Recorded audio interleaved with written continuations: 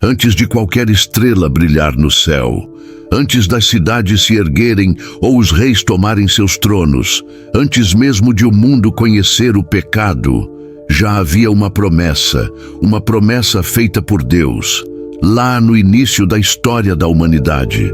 Quando Adão e Eva pecaram no jardim, o Senhor não apenas os disciplinou, Ele também anunciou que um dia, da descendência da mulher, viria aquele que esmagaria a cabeça da serpente. O mal teria fim, um Salvador viria. E desde então, geração após geração, esse dia era esperado com esperança e reverência. Ao longo dos séculos, Deus repetiu essa promessa, às vezes com palavras claras, outras por meio de símbolos, visões e profecias. Abraão ouviu: "Em ti serão benditas todas as famílias da terra." Moisés viu: "Um profeta semelhante a ti eu levantarei." Davi recebeu: "Do teu trono virá o Rei eterno." E os profetas, como Isaías, proclamaram: "O povo que andava em trevas viu uma grande luz, e sobre os que habitavam na terra da sombra da morte, resplandeceu a luz." Mesmo quando Israel caiu em pecado, foi levado cativo, humilhado por impérios, espalhado pelas nações, a promessa não se apagou, porque o que Deus fala, Ele cumpre. Mas os anos passaram, e o silêncio de Deus durou 400 anos. Nenhum profeta, nenhuma revelação. Só o som das correntes romanas apertando o pescoço de um povo que ainda esperava pelo Messias. Muitos haviam perdido a fé. Outros ainda murmuravam orações à meia-noite, olhando para o céu, sussurrando: "Até quando, Senhor?" Foi nesse tempo sombrio que Deus escolheu agir. E Ele não começou no palácio, nem nos templos dourados de Jerusalém. Ele começou numa vila simples da Galileia, chamada Nazaré.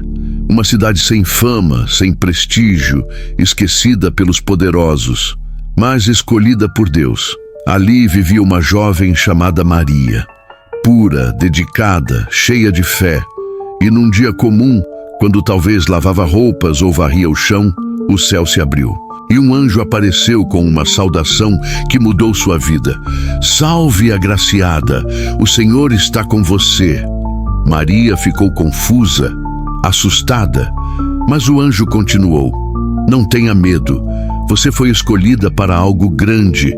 Você dará à luz um filho, e o nome dele será Jesus. Ele será chamado Filho do Altíssimo, e o seu reino nunca terá fim." Ela perguntou: "Como isso vai acontecer, se eu nunca estive com homem algum?" E o anjo respondeu: "O Espírito Santo virá sobre você. O poder do Altíssimo a cobrirá com sua sombra. Por isso, o santo que vai nascer será chamado Filho de Deus." Maria, com lágrimas nos olhos e o coração cheio de temor, respondeu com fé: "Eis aqui a serva do Senhor. Que se cumpra em mim conforme a tua palavra."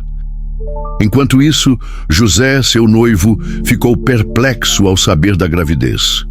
Pensou em deixá-la em segredo, mas durante a noite um anjo apareceu em sonho e disse: "Não tenha medo de receber Maria como sua esposa.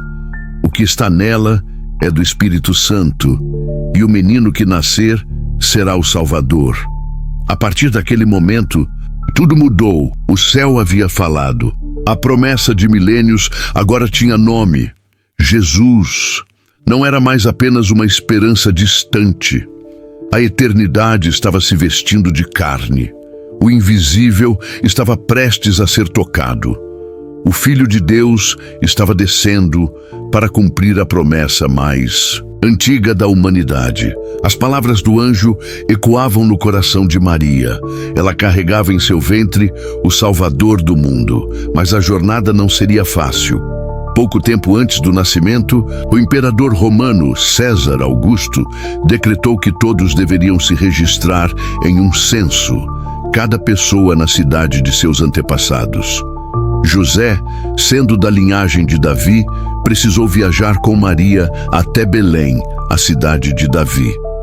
A viagem era longa, cerca de 130 quilômetros de Nazaré até Belém. E Maria já estava nos últimos dias da gravidez.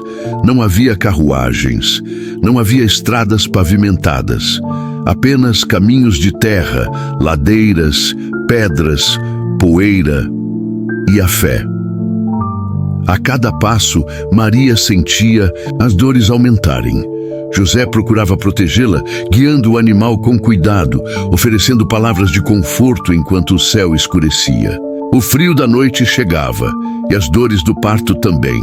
Ao chegar em Belém, uma cidade lotada por causa do recenseamento, José correu de hospedaria em hospedaria, mas todas as portas estavam fechadas, todos os quartos estavam cheios, e ninguém parecia se importar com aquela jovem grávida e exausta, até que um homem, talvez com pena, apontou para os fundos da casa. Um estábulo, um lugar onde os animais dormiam, com cheiro de feno, terra e suor. Foi ali, na simplicidade de uma estrebaria, entre bois, ovelhas e silêncio, o Filho de Deus veio ao mundo, sem holofotes, sem multidões, sem aplausos, apenas o sussurro do céu que dizia: o plano está se cumprindo. Maria segurou seu filho nos braços, olhou para aquele rostinho tão pequeno e soube: aquele bebê era o Messias prometido. Aquele bebê, tão frágil, era o Deus Todo-Poderoso em forma humana. Com ternura, ela o envolveu em panos e o deitou numa manjedoura, um coxo de madeira onde os animais comiam. Foi o primeiro trono do Rei dos Reis. Enquanto isso, nas colinas próximas, alguns pastores estavam acordados, cuidando dos seus rebanhos. Eram homens simples, gente que vivia à margem da sociedade, mas foi para eles que o céu decidiu aparecer. Primeiro, de repente, um brilho rasgou a escuridão. Um anjo do Senhor apareceu diante deles e a glória de Deus iluminou tudo ao redor. Eles ficaram apavorados, mas o anjo disse: não tenham medo, eu trago boas notícias de grande alegria. Hoje na cidade de Davi nasceu o Salvador, que é Cristo, o Senhor. E de repente o céu se abriu ainda mais. Milhares de anjos surgiram, louvando a Deus e dizendo: glória a Deus nas alturas e paz na terra entre os homens a quem Ele quer bem. Os pastores correram para ver com os próprios olhos. Chegaram ao estábulo e encontraram Maria, José e o bebê, exatamente como o anjo havia descrito. Se ajoelharam, contaram tudo o que haviam visto e ouvido, e saíram dali glorificando a Deus, espalhando a notícia por onde passavam. Mas havia mais. Lá no Oriente, muito longe dali, estudiosos das estrelas, chamados magos, observaram um sinal incomum no céu. Uma estrela diferente, brilhante, única. Eles sabiam o que significava: o nascimento de um grande rei. Um rei que não era da terra, mas do céu. Guiados por aquela estrela, começaram uma longa jornada. Meses de viagem, atravessando desertos, enfrentando perigos, até finalmente chegarem a Jerusalém. Perguntavam: onde está o rei dos judeus que nasceu? Vimos sua estrela e viemos adorá-lo. Eles ainda não sabiam, mas estavam prestes a se curvar diante do Salvador do mundo. Enquanto o céu celebrava, a terra começava a se agitar. Os magos vindos do Oriente chegaram a Jerusalém em busca do recém-nascido rei dos judeus. Suas roupas, seus camelos e sua pergunta causaram espanto por onde passavam. Onde está o rei que nasceu? Vimos sua estrela no Oriente e viemos adorá-lo. A notícia logo chegou ao palácio. Herodes, o rei daquela região, ficou perturbado. Não porque acreditava em profecias, mas porque acreditava em ameaças ao seu poder. Herodes era um homem conhecido por sua crueldade. Já havia mandado matar seus próprios filhos por medo de perder o trono. Então, ao ouvir sobre o nascimento de um novo rei, seu coração se encheu de inveja, medo e ódio. Ele chamou os líderes religiosos e perguntou: onde, segundo as Escrituras, deve nascer o Messias? Eles responderam sem hesitar: em Belém da Judeia. Assim está escrito pelos profetas. Herodes então mandou chamar os magos em segredo. Fingiu interesse, usou palavras suaves e disse: vão até Belém, descubram onde está o menino, e quando o encontrarem, avisem-me, para que eu também vá adorá-lo. Mas por trás de sua voz tranquila havia um plano de morte. Os magos seguiram a estrela até Belém. E quando ela parou sobre o lugar onde estava o menino, seus corações se encheram de alegria. Eles entraram na casa, viram Maria, José e Jesus. E ali, diante de um simples menino, se ajoelharam. Homens ricos, poderosos e sábios, prostrados diante de uma criança, abriram seus tesouros e ofereceram presentes: ouro, reconhecendo Jesus como rei; incenso, reconhecendo que ele era o Filho de Deus; mirra, reconhecendo que ele iria sofrer e morrer. Naquela noite, Deus falou com os magos em sonho. Advertiu-os para não voltarem a Herodes. Então, discretamente, eles partiram por outro caminho, desaparecendo da vista do tirano. Na mesma noite, um anjo apareceu a José em sonho e disse: levante-se, pegue o menino e sua mãe, fujam para o Egito. Herodes vai procurar a criança para matá-la. Sem perder tempo, José acordou Maria. Ainda escuro, no silêncio da madrugada, eles juntaram suas coisas e partiram. Foram para o Egito, uma terra estrangeira, longe da ameaça. Enquanto isso, quando Herodes percebeu que havia sido enganado, ficou furioso. Uma fúria doentia, cega, demoníaca. E então cometeu um dos atos mais cruéis da história. Ordenou a morte de todos os meninos de até 2 anos de idade que viviam em Belém e nos arredores. O choro de mães desesperadas ecoou pelas ruas. Lares foram destruídos. Berços ficaram vazios. Um lamento rasgou o céu. Cumpria-se mais uma profecia. Ouviu-se uma voz em Ramá, pranto e grande lamento. É Raquel chorando por seus filhos e recusando ser consolada, porque já não existem. Mas Jesus estava a salvo. Deus o havia escondido no Egito. Lá, Maria e José viveram como estrangeiros até que o anjo voltou a aparecer. Aqueles que queriam tirar a vida do menino já morreram. Voltem para a terra de Israel. Assim, a família retornou. Mas, temendo um novo rei cruel, decidiram não viver em Jerusalém ou Belém. Foram para o norte, de volta à Galileia, e se estabeleceram em Nazaré, e mais uma vez, uma antiga profecia se cumpria. Ele será chamado Nazareno. Jesus crescia, escondido aos olhos do mundo, mas totalmente debaixo dos olhos do Pai. A conspiração havia começado. O inferno já se movia, mas o plano de Deus seguia intacto. O tempo passou, Jesus cresceu como qualquer outra criança da vila.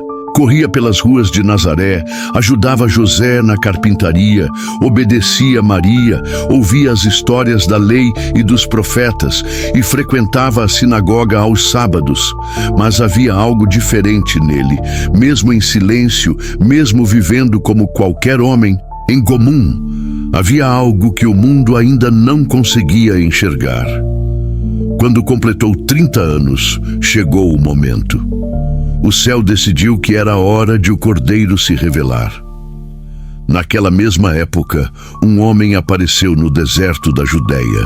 Vestia roupas feitas de pelos de camelo, com um cinto de couro. Sua comida era gafanhotos e mel silvestre. Seu nome era João Batista. Ele era a voz profetizada por Isaías, voz do que clama no deserto: preparem o caminho do Senhor, endireitem suas veredas. João pregava às margens do rio Jordão com força, coragem e verdade. Chamava o povo ao arrependimento, denunciava o pecado dos religiosos, dos soldados, dos cobradores de impostos e dos reis, e dizia algo que chamava a atenção de todos: depois de mim virá alguém mais poderoso. Eu não sou digno nem de desamarrar as correias de suas sandálias. Eu batizo com água, mas ele batizará com o Espírito Santo e com fogo. Foi então que, num dia comum, Jesus apareceu entre a multidão. Não havia luzes, nem música, só o Filho de Deus andando entre o povo. João, ao vê-lo, parou tudo e apontou: Eis o Cordeiro de Deus, que tira o pecado do mundo. Jesus se aproximou e pediu para ser batizado. João, surpreso, disse: Eu é que deveria ser batizado por ti, e tu vens a mim? Mas Jesus respondeu: Deixe assim por agora. É necessário que tudo seja feito conforme a vontade de Deus. Então João o batizou, e naquele instante o céu se abriu. O Espírito Santo desceu sobre Jesus em forma de pomba, e uma voz poderosa ecoou dos céus: Este é o meu Filho amado, em quem tenho grande alegria. A confirmação pública, o selo divino, o início da missão. Mas antes de pregar, antes de curar, antes de reunir multidões, Jesus foi levado ao deserto. Ali, durante 40 dias e 40 noites, jejuou, não comeu, não bebeu e ficou sozinho com Deus e também com o inimigo. O diabo apareceu, sabia quem Jesus era e tentou desviá-lo do caminho. Tentou com comida, com fama, com poder. Mas Jesus, mesmo fraco no corpo, estava cheio do Espírito e respondeu cada tentação com a palavra: Está escrito, nem só de pão viverá o homem. Está escrito, ao Senhor teu Deus adorarás. Está escrito, não tentarás o Senhor teu Deus. O inimigo foi derrotado ali, não com espadas, mas com fidelidade. Jesus venceu não apenas pelo que disse, mas pelo que recusou aceitar. Ao sair do deserto, Jesus já não era mais apenas o filho do carpinteiro, era o Cordeiro, pronto para mudar o mundo. 3 dias depois de sair do deserto, Jesus foi convidado para uma festa de casamento na cidade de Caná, na Galileia. Maria, sua mãe, também estava lá. Era uma celebração alegre, cheia de dança, comida e música, como era costume entre os judeus. Mas em meio à alegria, algo inesperado aconteceu. O vinho acabou. Para nós, pode parecer apenas um detalhe, mas para aquela cultura era um grande constrangimento, uma vergonha pública para a família dos noivos. Era como se a festa tivesse falhado, um sinal de desonra, de fracasso social.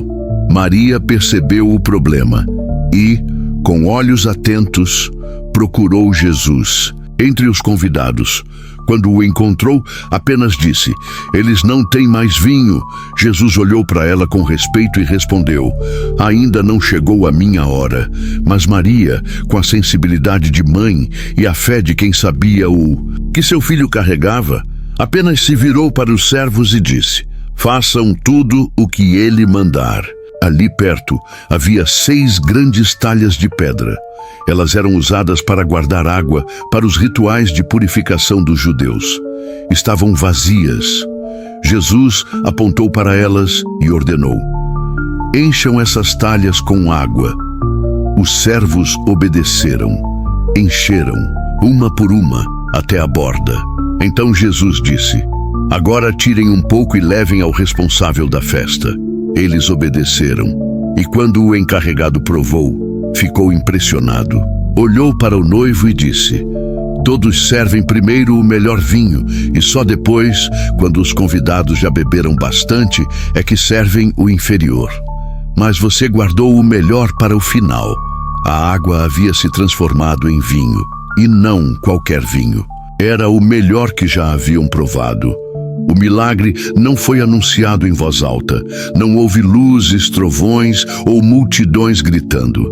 Apenas alguns servos perceberam. Maria sabia, e os discípulos também.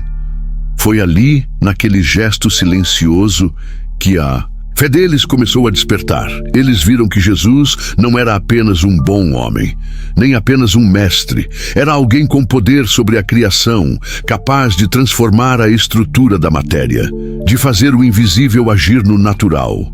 Mas aquele milagre falava de algo maior do que vinho. Mostrava que Jesus veio para transformar. Veio para pegar o que é comum e fazer extraordinário. Veio para encher o vazio com algo novo e melhor. Veio para transformar água sem graça em vinho excelente. Veio para dizer: o melhor ainda está por vir.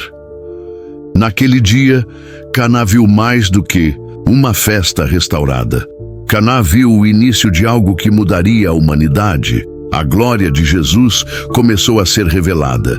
E quem tinha olhos para ver, começou a crer.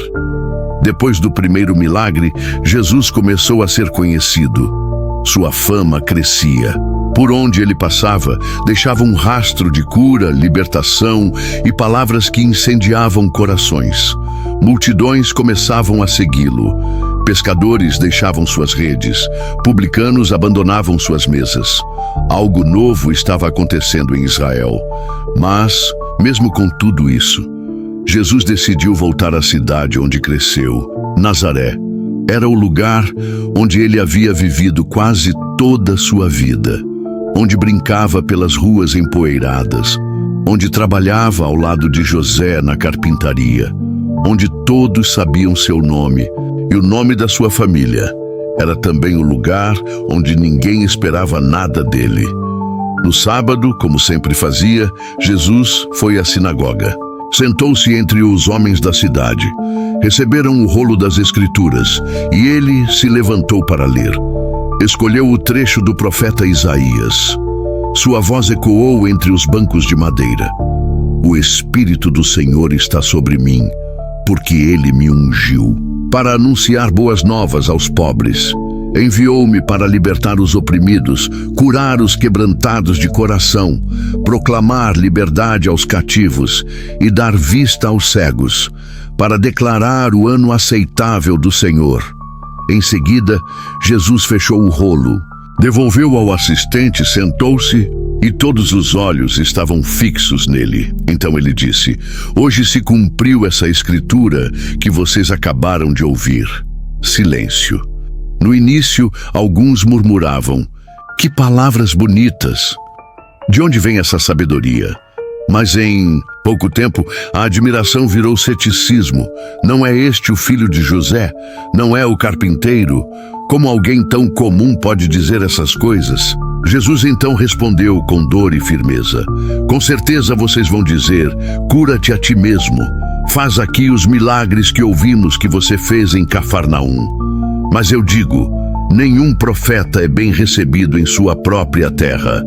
E contou histórias da Bíblia para provar que muitas vezes Deus abençoou estrangeiros quando o povo de Israel não cria.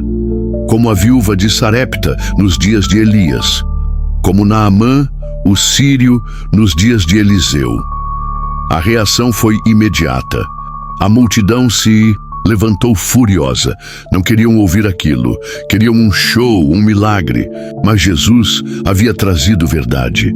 Então o empurraram para fora da sinagoga. Levaram-no até o alto de um monte com a intenção de jogá-lo lá de cima. Queriam matá-lo. Mas Jesus passou pelo meio deles e foi embora, sem lutar, sem gritar.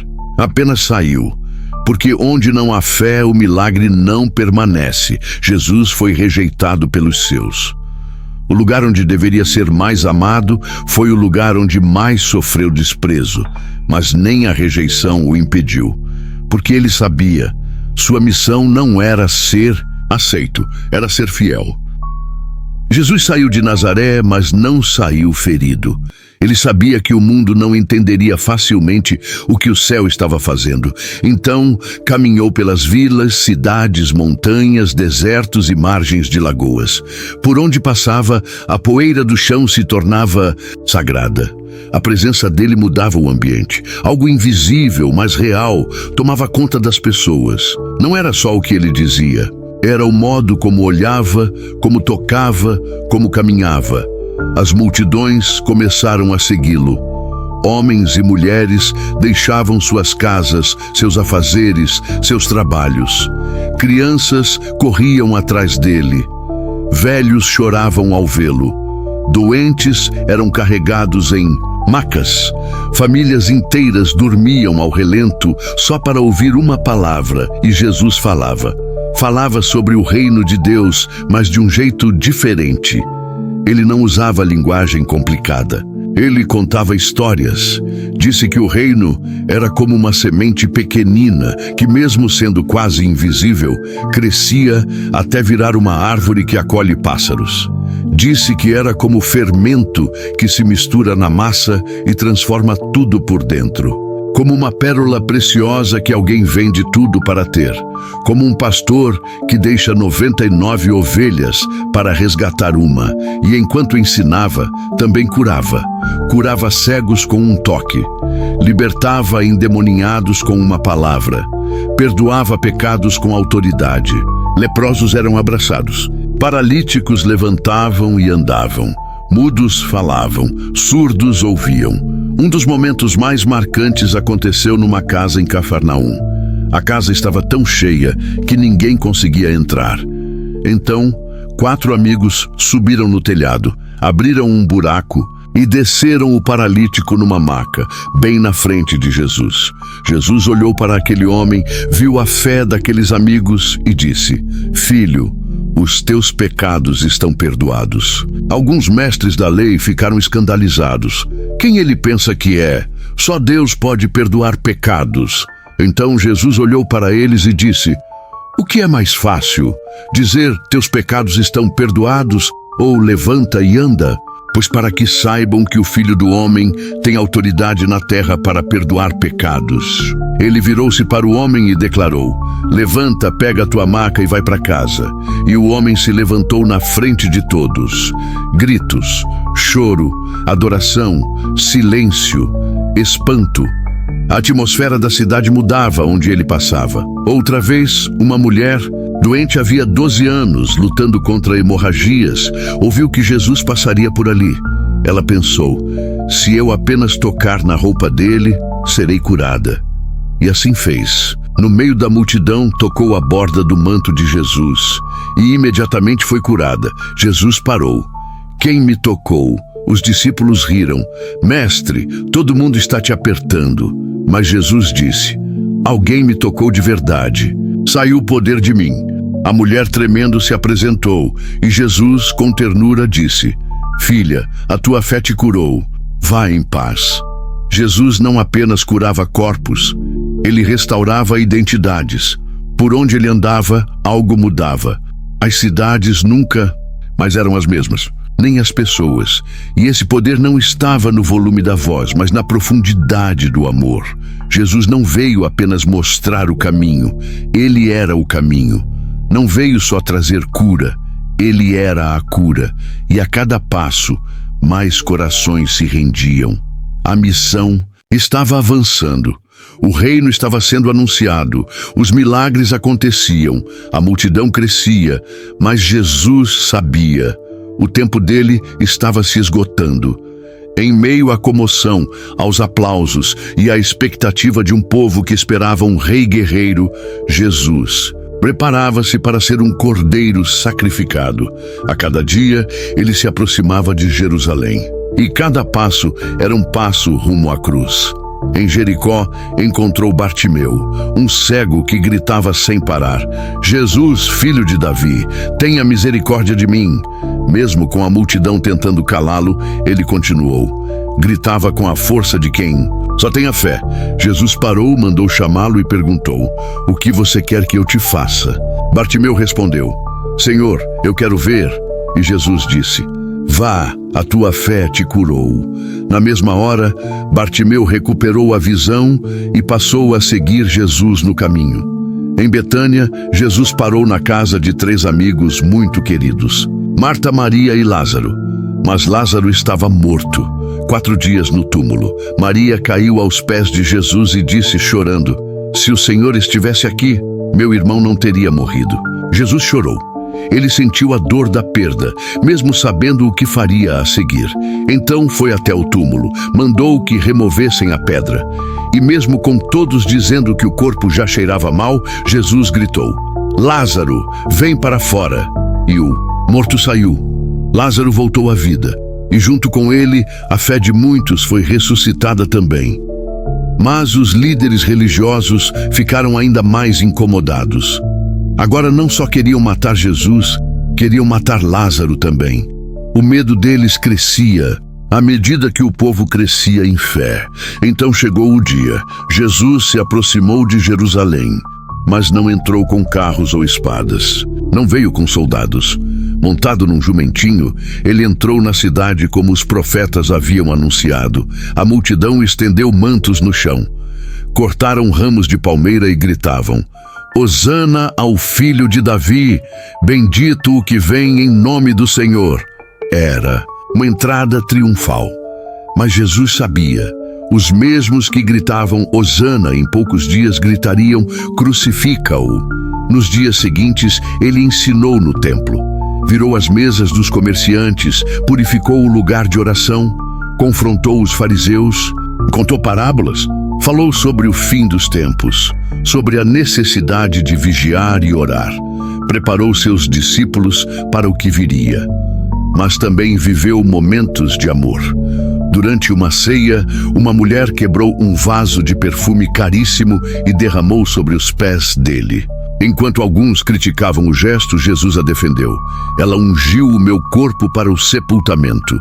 Onde o evangelho for pregado, o que ela fez será lembrado.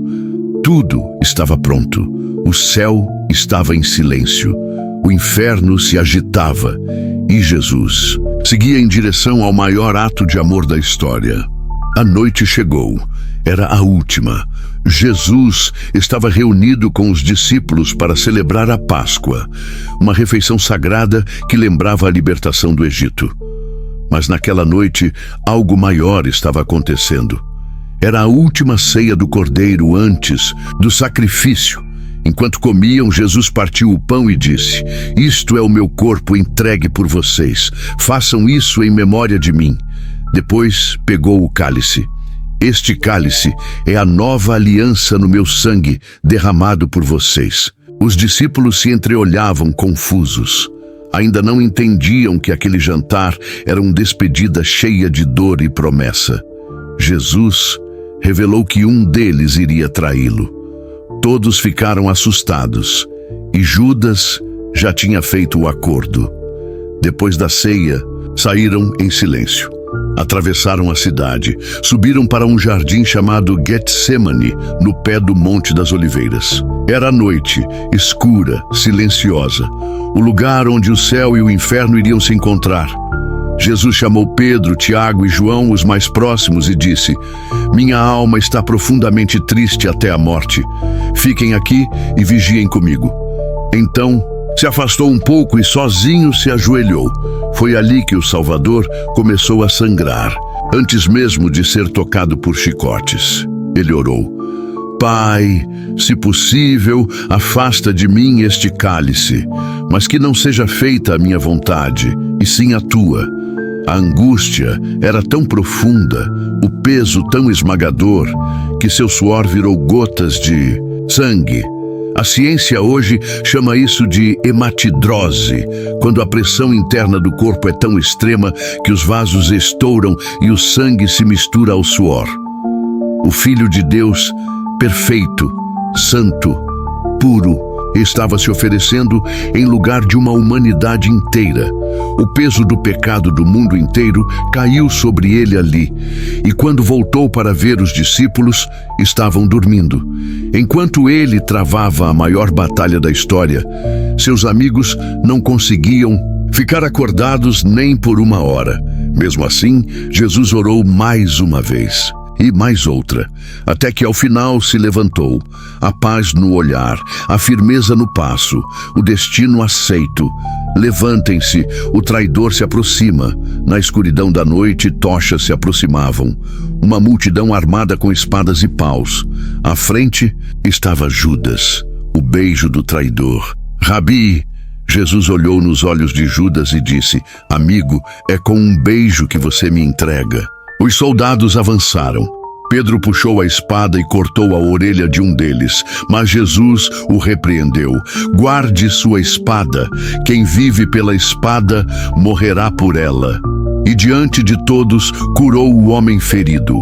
Mesmo sendo preso, ainda curava. Então permitiu que o levassem. Não porque era fraco, mas porque estava se entregando por amor. Naquele jardim, o cordeiro foi capturado. O Salvador começou sua caminhada até a cruz. E o céu começou a escurecer. A madrugada mal havia começado. E Jesus já estava preso, amarrado, escoltado como um criminoso perigoso, levado de um lado para o outro como se fosse apenas mais um caso para encerrar. Mas aquele julgamento não era justo. Era uma farsa movida por medo, inveja e ódio. Primeiro, o levaram para Anás, depois para Caifás, os sumos sacerdotes. Ali reuniram líderes religiosos e falsas testemunhas, tentando encontrar algo contra Jesus. Mas as histórias não batiam, nem as mentiras conseguiam se alinhar. Caifás então perguntou diretamente: Você é o Cristo, o Filho do Deus vivo? Jesus respondeu: Eu sou. E vocês verão o Filho do Homem assentado à direita do poder e vindo nas nuvens do céu. Com isso, o sacerdote rasgou suas roupas e gritou: Ele blasfemou, é digno de morte. Então começaram os abusos. Cusparam no rosto de Jesus, cobriram seus olhos e o esbofetearam, zombaram, humilharam, riram. Enquanto isso, do lado de fora, Pedro, o mesmo que dissera morrerei contigo, negava Jesus 3 vezes. Quando o galo cantou, ele lembrou e chorou amargamente. Ao amanhecer, levaram Jesus até Pilatos, o governador romano. Só ele poderia autorizar uma execução. Pilatos interrogou Jesus. Ficou impressionado com seu silêncio, com sua dignidade, com o modo como olhava nos olhos sem medo. Você é o rei dos judeus? Perguntou. Tu dizes, respondeu Jesus. Pilatos voltou para o povo. Não vejo nenhum crime neste homem. Mas os sacerdotes insistiam, agitavam a multidão, alimentavam a fúria. Pilatos teve uma ideia. Era tradição libertar um prisioneiro na época da Páscoa. Colocou 2 homens diante da multidão: Barrabás, um criminoso perigoso, e Jesus, o inocente. Qual dos 2 vocês querem que eu solte? A multidão inflamada gritou: Solte Barrabás! E o que farei com Jesus? A resposta veio como um trovão: Crucifica-o! Pilatos tentou convencer. Pediu calma, mas os gritos aumentavam: Crucifica-o! Então Pilatos lavou as mãos diante do povo e disse: Estou inocente do sangue deste justo. A responsabilidade é de vocês. Entregou Jesus para ser açoitado e o inferno festejou. Os soldados amarraram Jesus num tronco. Bateram com um chicote de couro e pedaços de ossos. Cada golpe rasgava a pele, feria os músculos, manchava o chão de sangue. Depois colocaram sobre ele uma capa vermelha, como zombaria de rei, e uma coroa de espinhos, empurrada com força sobre a cabeça. E diziam: Salve, rei dos judeus! Cuspiam, batiam, riam. Então o levaram para ser crucificado. Ele havia sido julgado, mas não com justiça, condenado, mas não por seus erros, humilhado, mas com dignidade de rei. Naquele dia, o Filho de Deus foi condenado, para que os homens pudessem ser perdoados.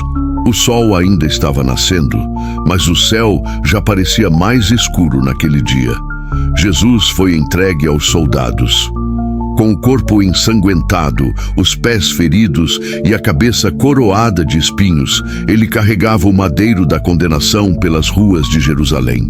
A cruz era pesada, suas forças limitadas, seu corpo quase sem vida. A multidão assistia. Uns choravam, outros zombavam. Mas ninguém, absolutamente ninguém, entendia o que realmente estava acontecendo. Era o próprio Deus, andando até o lugar do seu sacrifício. No caminho, um homem chamado Simão de Cirene foi forçado a ajudar. Pegou a cruz e caminhou ao lado de Jesus, sem saber que estava entrando no centro da eternidade. Chegaram ao Gólgota, lugar da caveira. Ali, deitaram Jesus sobre a cruz. Pregaram seus pulsos com cravos, perfuraram seus pés e então levantaram a cruz diante do céu. O cordeiro estava pendurado entre o céu e a terra. De um lado, um ladrão. Do outro, outro criminoso. No meio, o único inocente. Sobre sua cabeça, uma placa dizia: Jesus de Nazaré, o Rei dos Judeus. Uma ironia para os homens, uma verdade para o universo. Mesmo sofrendo, Jesus olhou para seus acusadores e orou: Pai, perdoa-os, eles não sabem o que estão fazendo. As horas passavam e o sofrimento aumentava. O sol, no auge do dia, se apagou.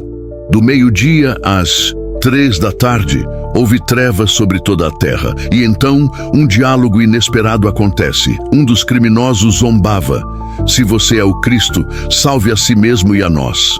Mas o outro o repreendeu: Nem mesmo temes a Deus? Estamos aqui com justiça, mas este homem não fez nada de errado. E olhando para Jesus, disse: Senhor, lembra-te de mim quando entrares no teu reino. Jesus olhou para ele com amor, mesmo sofrendo, e respondeu: Hoje mesmo você estará comigo no paraíso. A cruz se transformava em trono, o castigo se transformava em salvação.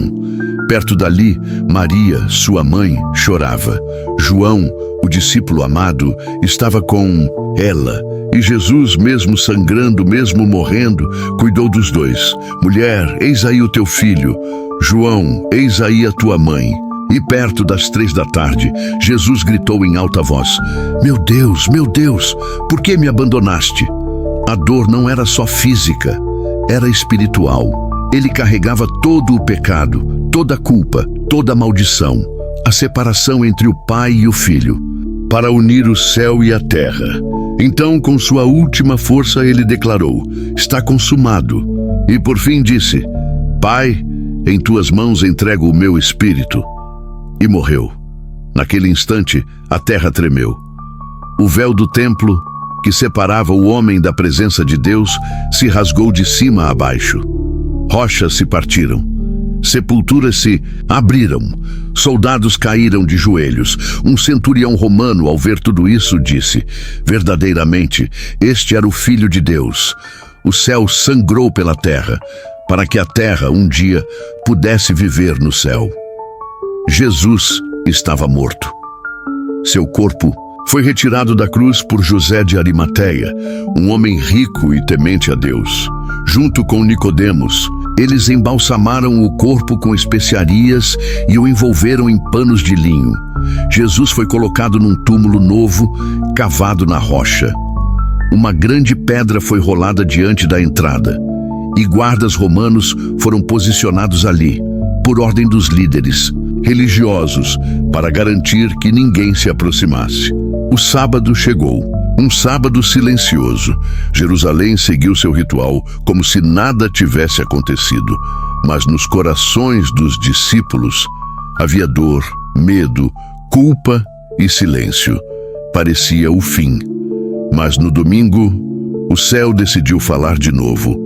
De manhã, bem cedo, algumas mulheres foram até o túmulo, levavam perfumes e bálsamos, desejando honrar o corpo de Jesus. Elas se perguntavam: quem vai remover a pedra para nós? Mas ao chegarem, viram que a pedra já estava removida, o túmulo estava vazio. E ali 2 anjos apareceram e disseram: por que vocês procuram entre os mortos aquele que vive? Ele não está aqui. Ele ressuscitou, como havia dito. As mulheres correram, com o coração acelerado, para contar aos discípulos.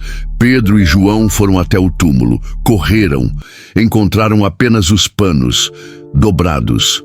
O corpo não estava lá.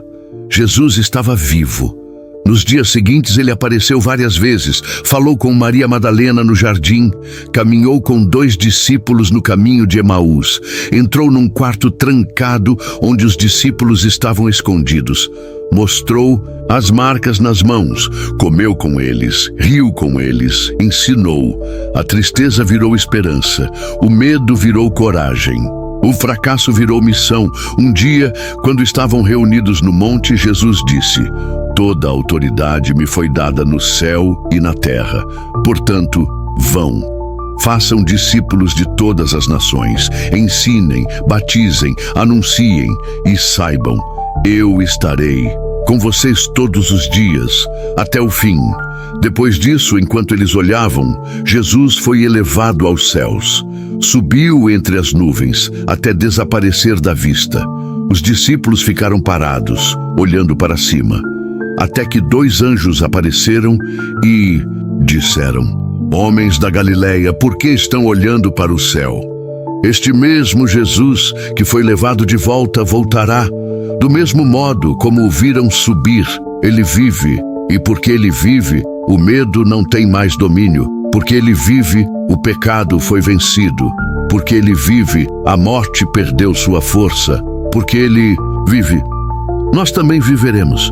Se essa história tocou seu coração, inscreva-se neste canal, compartilhe este vídeo com alguém que precisa de esperança. E lembre-se, Jesus vive e ele está voltando.